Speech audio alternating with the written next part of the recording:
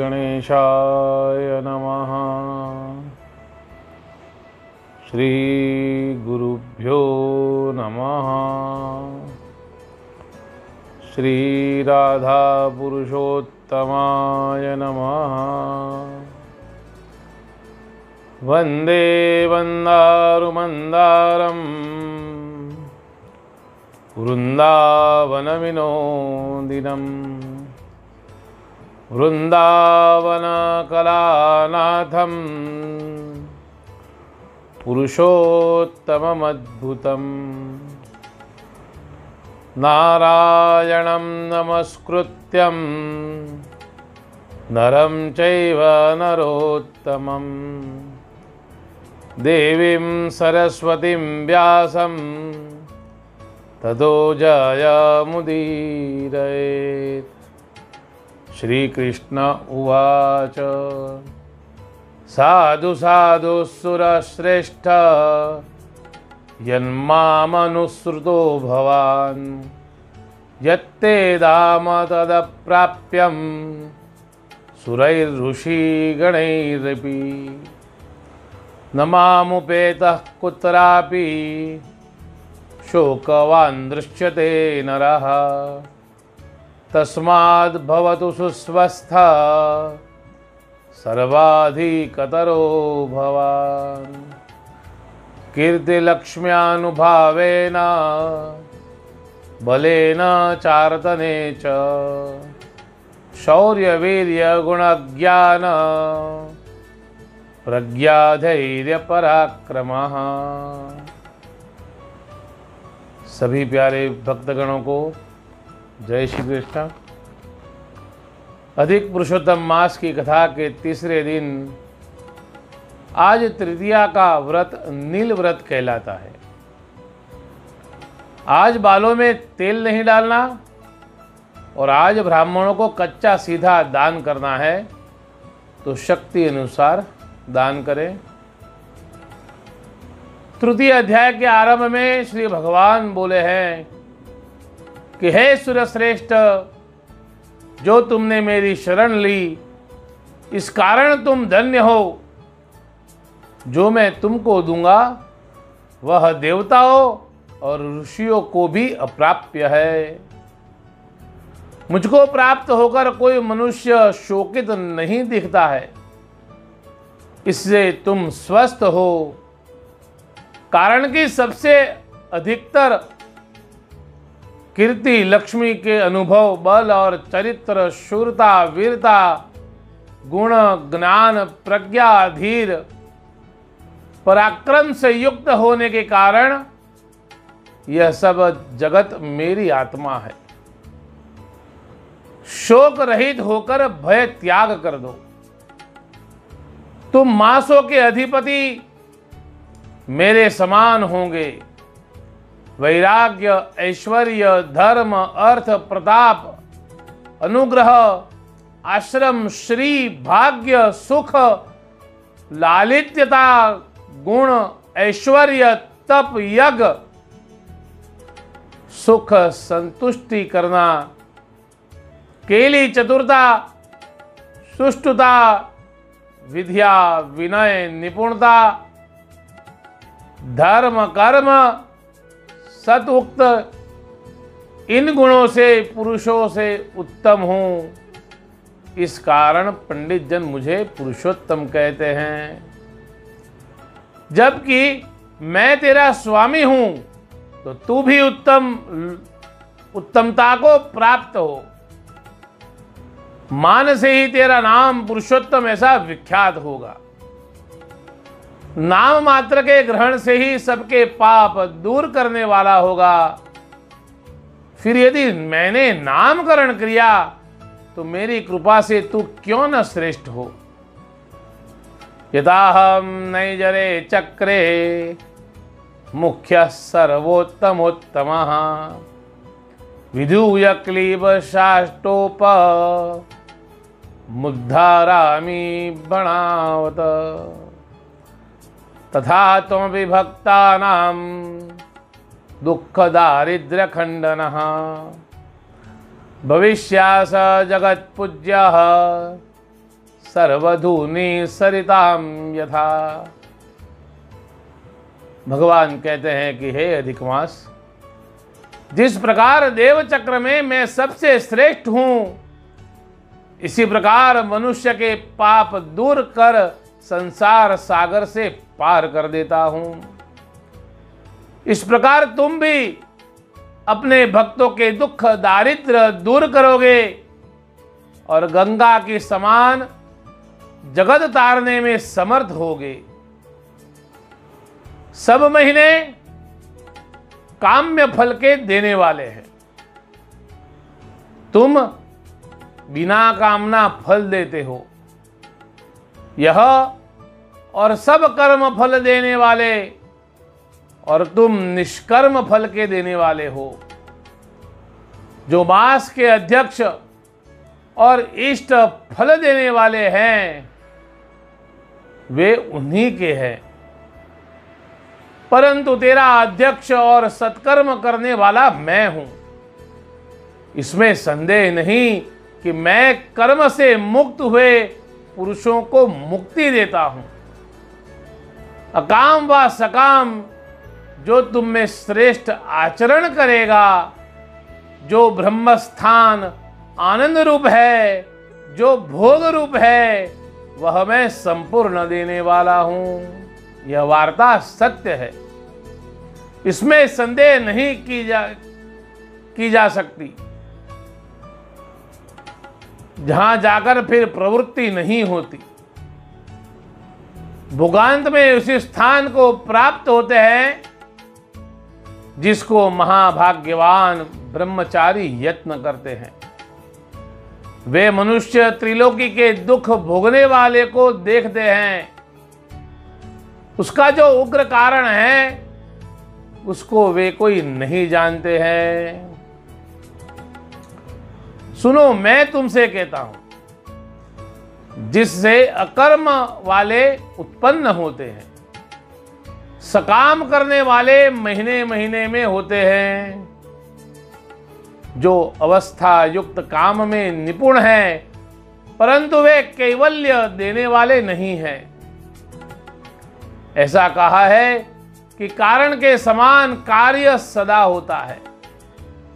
जिस प्रकार आधाराधेय संबंध से अनेक प्रकार की व्यवस्था है, जिस प्रकार कर्म की अवस्था देश काल के अनुसार है, इस संपूर्ण उपकरण में काल ही बलवान है। कारण की काल के अनुसार ही मनुष्य कर्म करते हैं और कर्म के अनुसार फल पाकर फिर तपित होते हैं। इस कारण काल का महात्म्य जानने में कोई भी समर्थ नहीं है। एक मुट्ठी बीज लेकर बोए जाते हैं, परंतु काल के योग से उसमें अदृश्य फल लगते हैं। हे पुरुषोत्तम, आमों का यद्यपि एक ही वंश है, परंतु उनमें भी समानता नहीं होती। यही काल का योग है, सो आप देखिए। मातुर गर्भाशये लग्नाः पितृवीर्यमुपाश्रिताः एक कालाः कुतस्तेऽपि न कालेन समानता। हे युधिष्ठिर, जिस प्रकार माता के गर्भाशय में पिता के वीर्य से प्राप्त होकर भी वह एक समय में जन्म को प्राप्त होकर काल से ही उनकी समानता नहीं होती, इस कारण काम्य मासों में मनुष्य काम्य कर्म करते हैं। जो प्रभु ने कहा है उसके अनुसार करने से यथेष्ट फल मिलता है। कुछ भोगों का यहाँ प्राप्त हो, पीछे लोकांतर में जाकर उन भोगों को भाग्य कर्म क्षीण होने पर फिर यहाँ पतित होते हैं। कर्म से ही निवृत्त होकर फिर संकट में पड़ते हैं। परंतु गुणभूषित कवि आपसे ही श्रेष्ठ धर्म की इच्छा करते हैं। जो धीरता से मुझको आश्रय किए हैं वह निरामय रहते हैं। इस काल का प्रभु मैं ही हूं, दूसरा कोई नहीं है। इस कारण इसमें जो कृत्य करेगा उसको अनंत फल प्राप्त होगा। जो मनुष्य इसमें निष्काम व सकाम कर्म करेंगे वे निर्मल हो नित्य भुक्ति मुक्ति को प्राप्त होंगे। जिन मनुष्यों ने इसमें कृत्य किए हैं वह मैं सर्वथा बल से ग्रहण करता हूं। जिस प्रकार राजा अपने छठे भाग को नहीं छोड़ता, इसी प्रकार मुझे कर्म अर्पण करने से कभी उसके कर्म का अंत नहीं होता। इससे अनंत सुख की प्राप्ति और अंत में मुक्ति मिलती है। पाप रहित होकर वह मनुष्य निर्मल हो जाता है। जो चतुर्व्रती दान स्नान और जप आप में अर्पण करते हैं वे सुखी होते हैं, और जो सब सत्कृत्यों से रहित देवता तीर्थ और गुरु से द्वेष करते हैं वे दुष्ट पराये भाग्य के उपजीवी दुर्मुख होते हैं। उनको स्वर्ग में कभी भी सुख नहीं मिलता, जैसे खरगोश के सिंग नहीं होते। तिरस्कृत्य भवन्तं ये मलमासेति दाम्भिकाः नाचरिष्यति सद्धर्म सदा निरयवासिनः। जो मनुष्य इस मलमास में धर्म का तिरस्कार कर दंभता करता है और धर्म नहीं करते, वे सदा नरक में पड़ते हैं। फिर वे नरक से निकलकर अल्पभागी थोड़े विद्या वाले हो यहां जन्म लेते हैं। प्रत्येक तीसरे वर्ष में जो पुरुषोत्तम मास को प्राप्त होकर धर्म नहीं करते वे कुंभी पाक नरक में पड़ते हैं। दुष्वृत्तिकारी जीव पृथ्वी में जन्म ले सदा शोक करते हैं। पुत्र मित्र कलत्रों की आशा से सोचते हुए विलाप करते दुखाग्नि में पड़ते हैं। जिनके अज्ञान से वैष्णव श्रेष्ठ पुरुषोत्तम मास वृथा बीत जाता है, उनको किस प्रकार सुख की प्राप्ति हो सकती है। स्त्री वाले स्वरूपवान गुणी दीर्घजीवी चतुर विद्यावान आज्ञा संपादन करने वालों का सद्वृत्ति वाले साधु धैर्यशील सुमुख चतुरशील और पुत्रवानों का तथा श्यामा श्याम वर्णा अर्थात 16 वर्ष की स्त्री श्यामा, अप्रसूता श्यामा और मधुर भाषिणी श्यामा होती है। श्यामा गुण वाली दिव्य संपूर्ण अलंकार से भूषित चतुर शील से संपन्न चित्त में अरुंधति की समान सुंदर दर्शनीय शरीर वाली कुरंगी चंचल नेत्र चंद्रमा के समान मुख वाली, जिसके चरण रखने की चतुरता देखकर अप्सरा लज्जित होती है। अपने अंगरांग से मनोहर सुवर्ण वेली के समान स्वर से कुबेर की स्त्रियों को जीतने वाली ऐसी तरुणी पतिव्रता सदा पति की आज्ञा पालने वाली, उसके कथन का आचरण करने वाली इस प्रकार की सुख देने वाली वो स्त्री उसको कैसे प्राप्त होती है जिसको पुरुषोत्तम मास अज्ञान से बीतता है, जो धर्म नहीं करता है। पंडित, शूर, नवीन, यौवनशाली, हाथी के समान बली, पराक्रम से शत्रुओं के मारने वाले भाई उसको कैसे प्राप्त हो सकते हैं जिसका पुरुषोत्तम मास अज्ञान से बीतता है। जिसने कुछ सुकृत नहीं किया, ब्राह्मणों को दान नहीं दिया,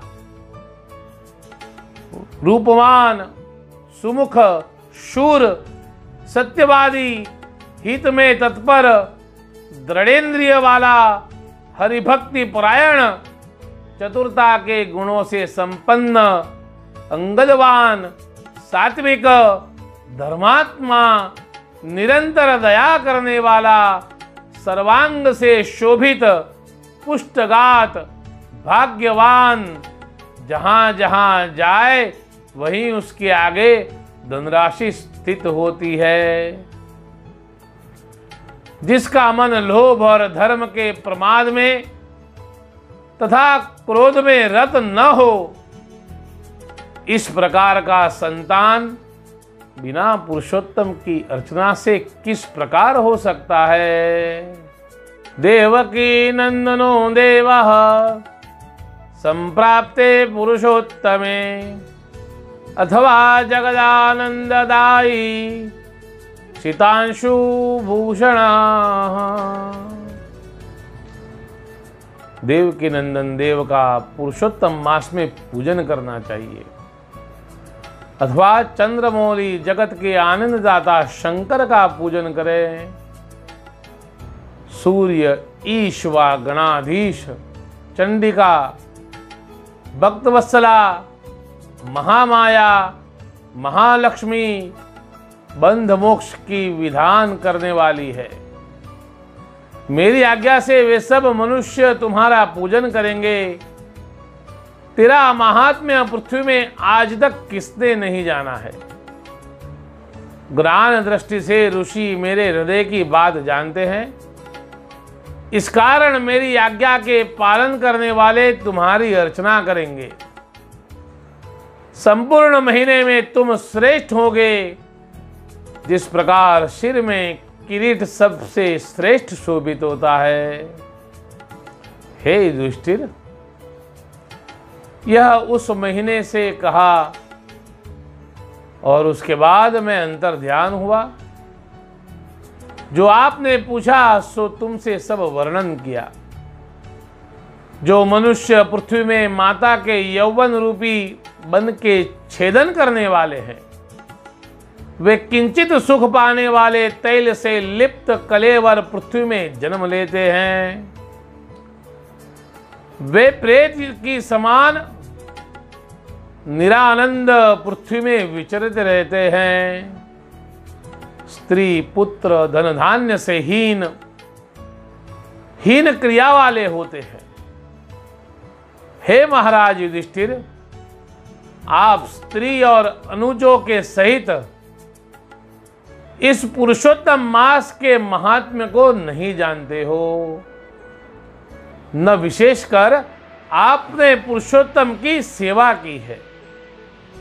हे राजन, अब वह महीना इसके उपरांत आने वाला है। वह महामास विष्णु का प्रिय है। तुम वन में रहने वालों को प्रमाद से 5 महीने बीत गए हैं। आपने भय द्वेष युक्त हो उनकी अवज्ञा की है। कारण कि धृतराष्ट्र के पुत्र दुर्योधन आदि, गंगा पुत्र भीष्म, कृपाचार्य, अश्वत्थामा, द्रोण, सौबल, इनसे तुम्हारा चित्त सदा व्याकुल रहता है और वनवासी होने के कारण तुम्हारा सुख ध्वंस हो रहा है। स्वजनों के वियोग से दुख है। वन में निवास, विद्या के आराधन में तत्पर अर्जुन के अस्त्र सीखने को स्वर्ग जाने पर, तुमको दुख प्राप्त होने पर तथा उसके वियोग से क्लिष्ट शरीर होने के कारण तुमने पुरुषोत्तम को नहीं जाना है। हे राजन, इसके प्रभाव से भविष्य साधन होता है। इसमें तुमको और क्या कृत्य भविष्यता से वर्तित है। सुख दुख भय क्षेम यह मनुष्य अपने कृत्य से प्राप्त करता है। इति श्री पद्म पुराणे पुरुषोत्तम महात्म्ये भगवतः पुरुषोत्तम वरप्रदानम नाम तृतीयोऽध्याय। अधिके राधा पुरुषोत्तम भगवान की जय। ओम नमः पार्वती पते। हर हर महादेव हर। कल कथा के चौथे दिन चतुर्थ अध्याय का श्रवण करेंगे। तब तक सभी भक्तों को जय श्री कृष्ण।